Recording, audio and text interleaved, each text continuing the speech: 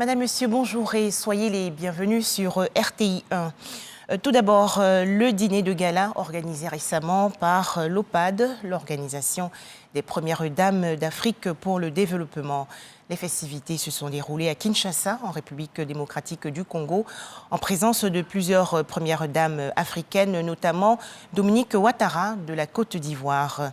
1 300 000 $ ont été collectés en faveur des personnes vulnérables. Retourons en Côte d'Ivoire où une rencontre s'est tenue récemment dans la commune de Koumassi, une initiative du mouvement 2 millions de femmes pour ados. Les précisions de Laure Goretti et Alexis Ouedraogo. Depuis quelques années, le gouvernement ivoirien accroît ses initiatives pour l'autonomisation des femmes. Malgré ces efforts, bon nombre d'entre elles en profitent peu par ignorance.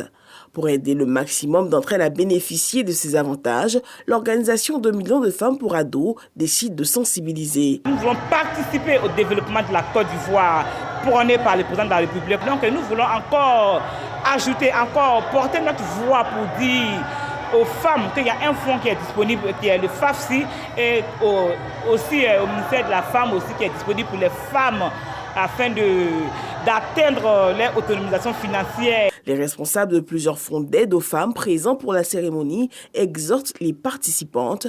Un message, bien entendu, des femmes de Koumassi. Quand tu es une femme, tu dois savoir te prendre en charge. Ce n'est pas tout l'homme peut faire. Donc vraiment, il dit merci pour les fonds qu'ils ont déposés pour nous les femmes. Je savais qu'il y avait des fonds, mais je ne me suis jamais intéressée. Aujourd'hui, vraiment, il faut qu'il m'intéresse parce qu'on va aller de l'avant. Si on me donne les fonds, vraiment, j'ai agrandi mon magasin. C'est un plus de tout savoir, d'avoir tous des apports. Ça a été une grande joie pour nous d'être là aujourd'hui pour apprendre que les moments qui sont au plus haut du sommet du gouvernement pensent à nous qui sommes ici en bas. Nous leur disons merci d'avoir porté leur choix sur notre belle commune. L'école est gratuite aujourd'hui. Donc nous avons une égalité de chances depuis la base. Donc les femmes saisissent cette opportunité-là. Aussi la première dame qui a mis à disposition des fonds.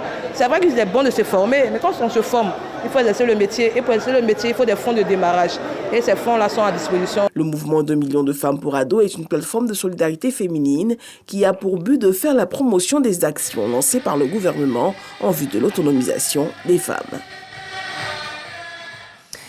Aider les entreprises à découvrir les dernières tendances et technologies numériques en Côte d'Ivoire, c'est l'objectif de la B2B Digital Day. La deuxième édition va se tenir le 22 juin prochain.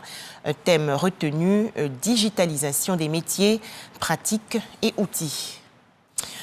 En image également, l'actualité hors de chez nous. Plus de 8 millions de Maliens étaient aux urnes hier. Objectif, se prononcer pour ou contre le projet de nouvelle constitution. Et cela 3 ans après l'avènement de la junte militaire. À noter quelques incidents, notamment les urnes brûlées.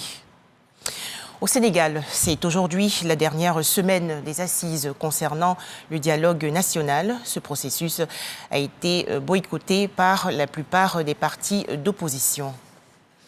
Enfin, une nouvelle trêve de 72 heures entrée en vigueur hier au Soudan pour acheminer de l'aide dans ce pays en guerre depuis 2 mois et à la veille d'une conférence humanitaire à Genève en Suisse.